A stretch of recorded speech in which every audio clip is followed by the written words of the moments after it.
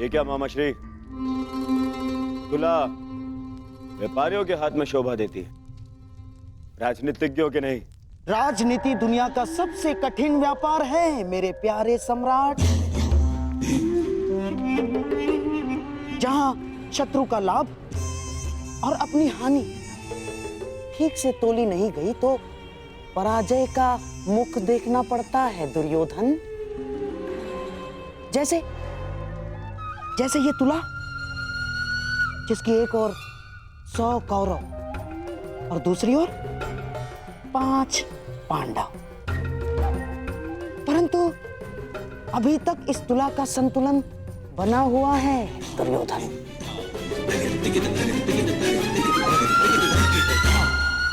और ये है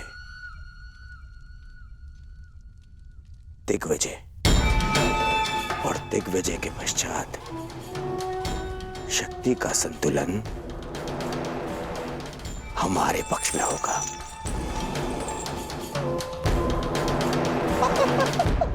तुम नहीं समझोगे मेरे प्यारे सम्राट। राजनीति तुम्हारे बस का व्यापार नहीं ना।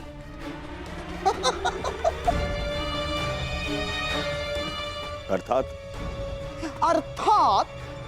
एक चतुर राजनीतिज्ञ के लिए यह आवश्यक है कि अपनी शक्ति बढ़ाने के साथ साथ शत्रु की शक्ति का नाश भी करे। तुला का भार अपने पलड़े की ओर करने के लिए यह आवश्यक नहीं है कि अपना भार बढ़ा लिया जाए। शत्रु का भार कम करके भी यह सब किया जा सकता है दुर्योधन। मामा श्री, आपकी ये बातें मेरे समझ के तो बाहर है। परंतु भविष्य मेरे दृष्टि के भीतर है दुर्योधन। तुम और मैं, हम दोनों कर्ण के साथ दिग्विजय पर चलेंगे। क्यों मामा श्री? आपको कर्ण की शक्ति पर विश्वास नहीं है? कुछ विजय शक्ति से नहीं, नीति से की जाती है। कर्ण तुम्हारी शक्ति बढ़ाने के लिए दिग्विजय करेगा और हम पांडवों की शक्ति कम करने के लिए संधि करेंगे। और पांडवों की सबसे बड़ी शक्ति है वासुदेव कृष्ण, और हमारा लक्ष्य है या तो वासुदेव कृष्ण हमारे पलड़े में आ जाए या तो पांडवों के पलड़े से हट जाए।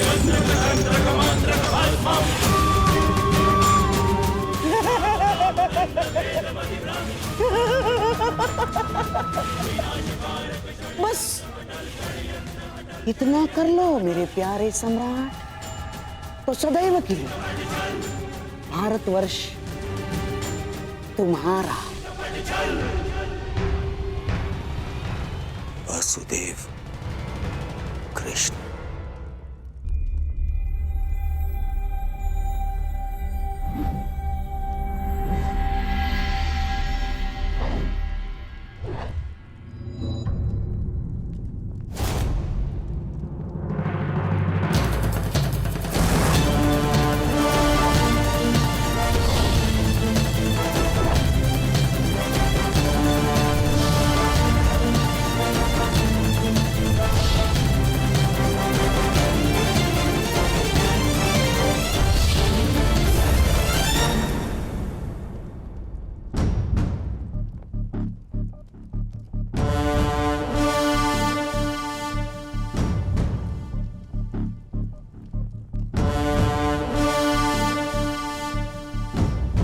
फिर से मेरे समीप आने से चूक गए कान्हा। चूंकि आपकी दृष्टि है ही इतनी तीक्ष्ण दाऊ।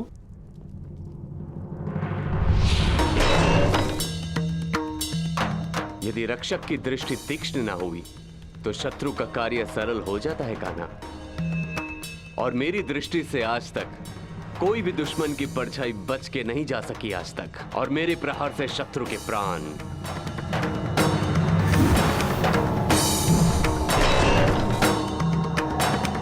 और यदि कोई ऐसा वीर आया जिसे आक्रमण करने से ना रोक सके तो?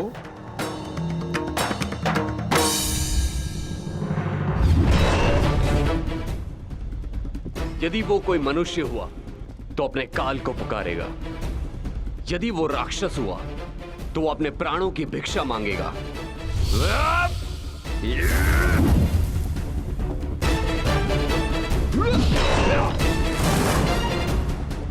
और यदि वो देवता हुआ तो वो पछताएगा कि उसने अमृत पान क्यों किया। और यदि आक्रमण करने वाला देव दानव मनुष्यों से अधिक शक्तिशाली हुआ तो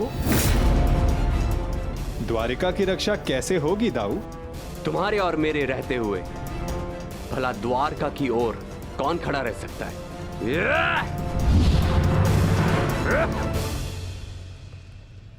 और यदि ऐसा कोई हो जो आपके और मेरे समक्ष खड़ा हो सके तो?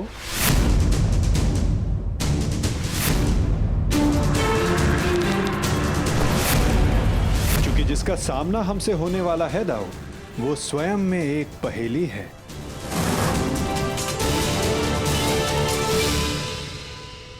कब कौन समक्ष आ जाए कुछ कहा नहीं जा सकता दाऊ।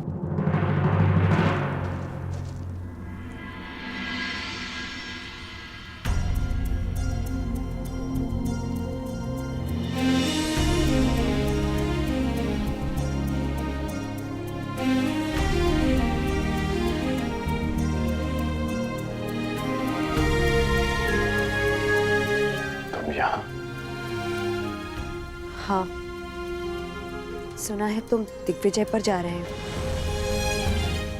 इसीलिए तुम्हें शुभकामना देने चली आई। तुम्हारा मुख बता रहा है कि तुम शुभकामना देने नहीं, किसी प्रश्न का उत्तर लेने आई हो। प्रश्न तुम जानते हो कर्ण।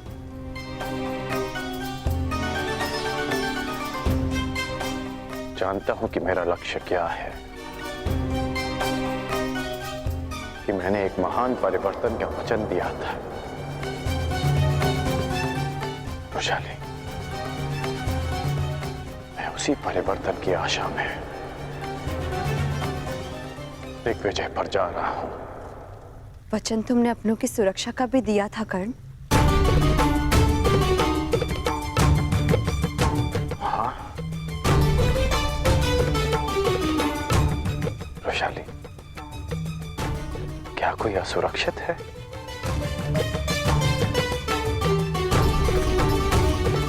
किसी को उसके अधिकारों से वंचित किया गया है क्या? हाँ, तुम्हारे अपनों में तुम्हारे राज्य के निवासियों के अतिरिक्त कोई और भी सम्मिलित है कर्ण।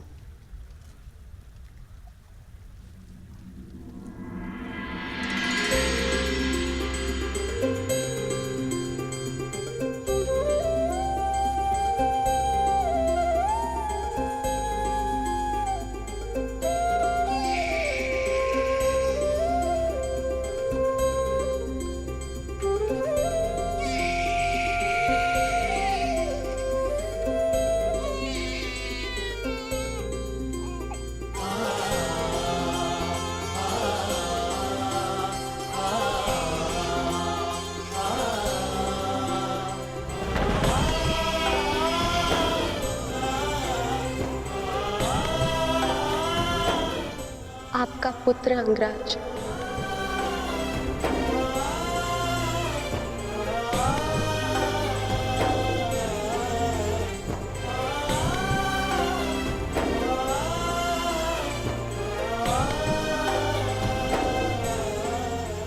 इसका नाम क्या रखा?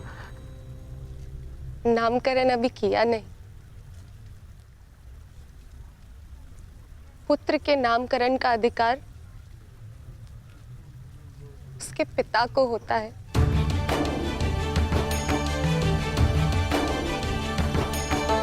मेरा मानना है कि वृक्ष पर सबसे पहला अधिकार भूमि का होता है, बीज का नहीं। उसी बात ही एक संतान पर सबसे पहला अधिकार उसकी माता का होता है, जो 9 महीने अपने गर्भ में से रखती है। इसलिए सुप्रिया,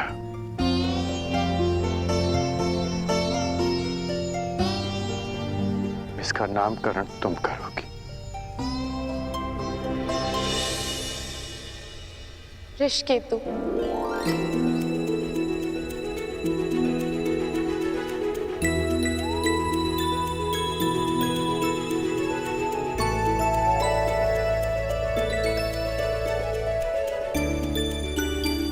उस वृषाली के नाम पर जिसके त्याग के कारण मैंने आपको पति के रूप में पाया, मैं उसका नाम अपने पुत्र को देना चाहती हूँ।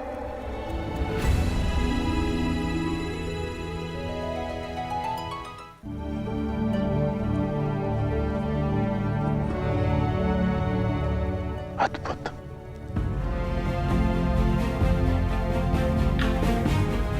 ये नाम सदा इसे परिवर्तन का मार्ग दिखाता रहेगा।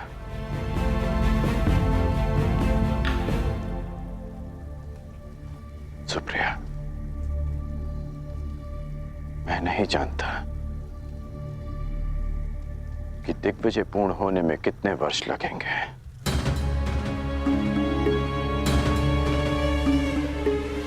कदाचित हमारा पुत्र बालक से युवा हो जाएगा। तुम इसका ध्यान रखना।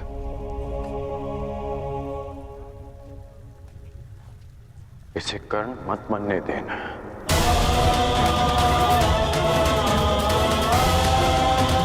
आवश्यकता पड़ने पर इसे वचन तोड़ना भी सिखाना।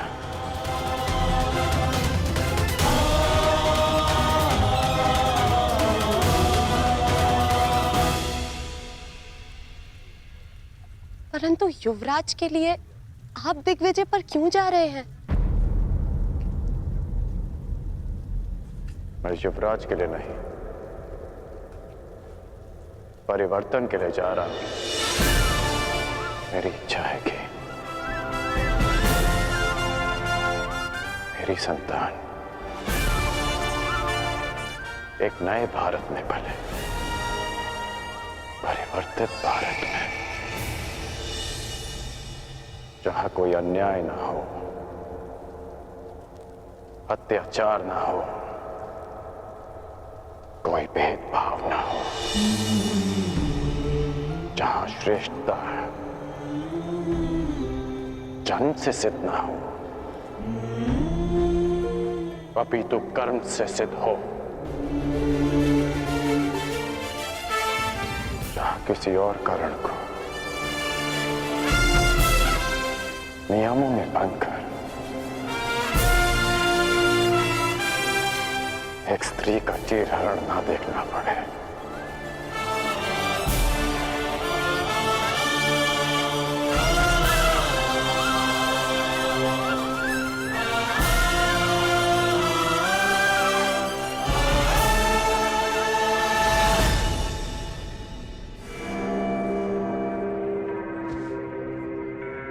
कुछ शेष तो नहीं रह गया? जी नहीं। मेरी पान सुपारी जी। और मिष्ठान? जी, आपके अंगवस्त्र भी। जाओ। मछली, इतनी सारी सामग्री? युद्ध पर जा रहे हो सम्राट, वन विहार पर नहीं। और ये सारी वस्तुएं महत्वपूर्ण हैं। हर एक वस्तु काम की है। जैसे पान इसलिए कि रात्रि तुम जग सको। किसे ज्ञात शत्रु रात्रि में आक्रमण कर दे। और हाँ, मिष्ठान इसलिए कि आवश्यकता पड़ने पर भूखा ना मरना पड़े। अतिरिक्त अंगवस्त्र भी ले लिए मैंने, आवश्यकता पड़े तो ले लेना। ये सब क्या है गांधार नरेश?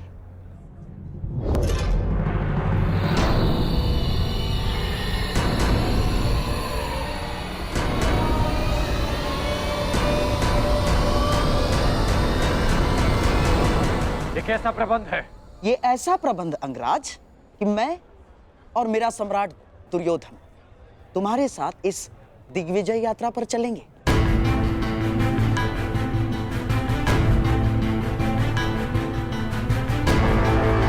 परंतु इसकी क्या आवश्यकता है?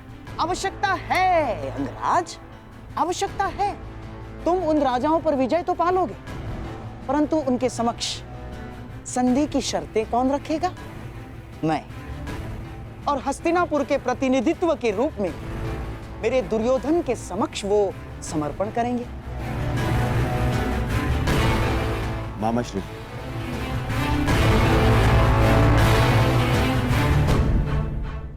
मित्र,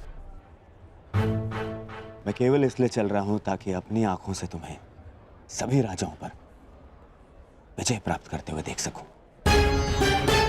परंतु यदि तुम नहीं चाहते कि मैं साथ चलूं, तो हम नहीं जाएंगे। नहीं युवराज, आपकी इच्छा, इस सेवक के लिए आदेश है, मुझे कोई आपत्ति नहीं। तो ठीक है, हम दिग्विजय यात्रा का प्रारंभ द्वारका से करेंगे। पांचाल दिग्विजय यात्रा पांचाल से आरंभ होगी।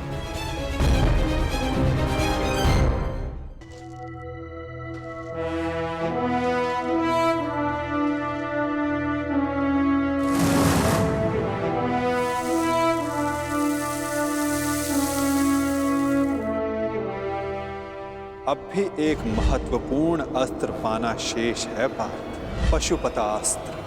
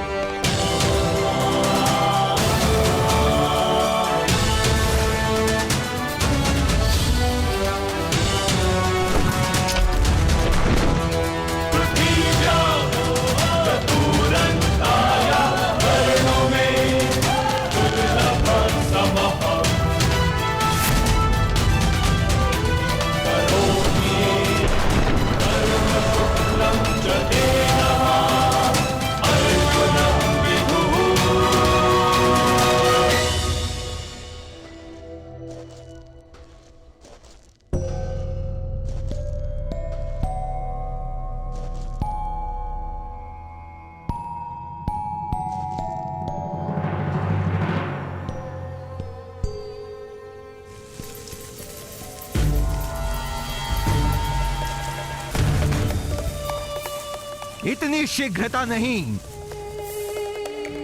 मेरा लक्ष्य तुम्हें हानि पहुंचाना नहीं है, मुझे मार्ग दो। मार्ग में आए हो तो बिना युद्ध किए नहीं जा सकते। जो कुछ उस कुरु सभा में हुआ, उसके पश्चात पांचाल विष उगलने को तैयार होगा। और इससे पहले पांचाली के पिता अपनी पुत्री के अपमान का प्रतिकार करें, हमें उन पर आक्रमण करके उन्हें निशक्त करना होगा।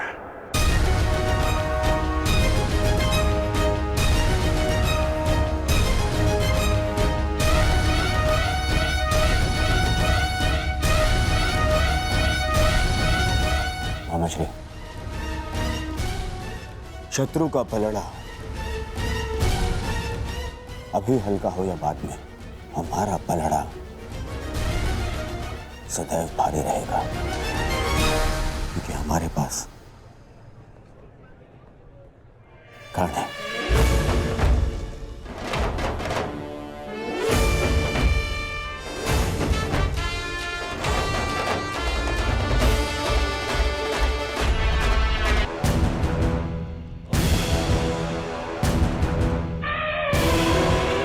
धर्म अनुसार आक्रमण से पूर्व हमें पांचाल को चेतावनी देनी होगी।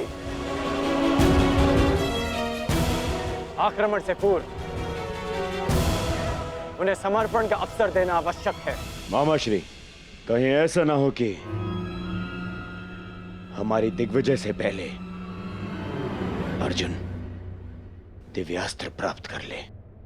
इसीलिए तो मैं पहले द्वारका पर आक्रमण करवाना चाहता था दुर्योधन,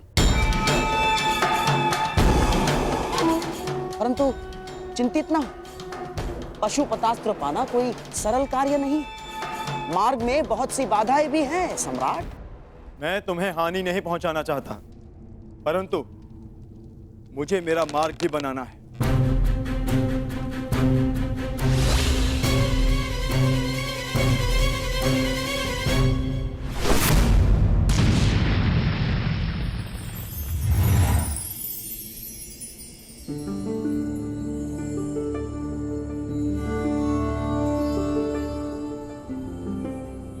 मैंने आज तक तुम जैसा मनुष्य नहीं देखा, इतना हठी परंतु इतना चैतन्य। तुम्हें मार्ग देकर मुझे आनंद की प्राप्ति होगी।